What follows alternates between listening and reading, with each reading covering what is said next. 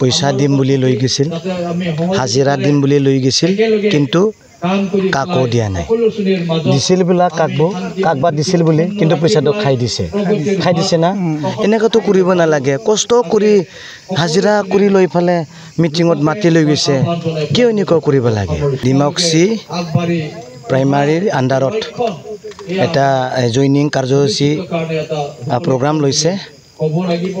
বহুত joining programme আমি কৰি আহিছোঁ আৰু কণ্টিনিউ জইনিং হৈ থাকিব। আপোনালোকে অলপ পিছত দেখা পাব।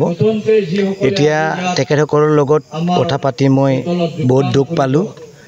যিমানখিনি মিটিং হৈছিল BJP আৰু UPPৰ, তেখেতসকল বোলে কিছুমান মহিলাবিলাক পইচা দিম বুলি লৈ গৈছিল, হাজিৰা দিম বুলি লৈ গৈছিল, কিন্তু কাকো দিয়া নাই। দিছিল বোলা কাকবা দিছিল বুলি, কিন্তু পইচাটো খাই দিছে না। এনেকুৱাতো কৰিব নালাগে। কষ্ট কৰি হাজিৰা কৰি লৈ ফালে মিটিঙত মাতি লৈ গৈছে, কিয় এনেকুৱা কৰিব লাগে? আৰু কোনোবা বাকীত মিটিং কোনোবা যায় নেকি? আপোনালোকেতো কাম কৰে না, মহিলাবিলাকতো কাম কৰে, কি কাৰণত বাকী আৰু মিটিঙত লৈ যাব লাগে?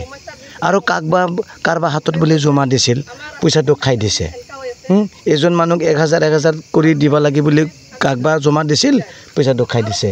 এনেকুৱা আৰু BJP আৰু UPP কৰিব নালাগে। যদি লৈ যায় পইচাটো ডাইৰেক্ট ঘৰতে দিব লাগে না। এনেকুৱা কি হাজিৰা দি পেলাই লৈ যাব? আৰু আমাৰ মানুহো গৈছে, BPPৰ মানুহো গৈছে, আজি জইনিং হ'ব। এয়া তেখেতসকলক বুলি পইচা দিব বুলি লৈ গৈছিল। এনেকুৱা কৰিব নালাগে।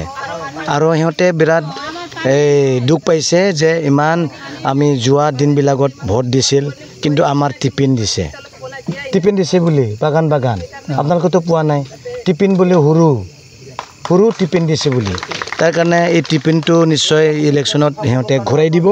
এই টিফিনৰ যোগেদি আদিবাসী জাতি কোনো উন্নীত নহ'ব। ইমান কষ্ট কৰি ভোট দিলে আৰু টিফিনহে দিলে। কি উপহাৰ হ'ল আদিবাসী জনগোষ্ঠীৰ কাৰণে, জাতিৰ কাৰণে, বাগানৰ কাৰণে? এই টিফিননো কিবা এটা সলনি কৰিব পাৰিব নেকি আপোনালোকক? নহয়। এতিয়া মই অনুৰোধ কৰিছোঁ, যোনে পইচা খাই থৈছে, মিটিঙৰ পইচা যোনে খাই থৈছে, UPPৰ নেতাবিলাক মই কৈছোঁ, BJP নেতাবিলাক কৈছোঁ, এই পইচাটো দুখীয়া ঘৰৰ যিবিলাক মানুহ মিটিঙত গৈছিল সিহঁতক দিবলৈ মই অনুৰোধ কৰিছোঁ। Thank U.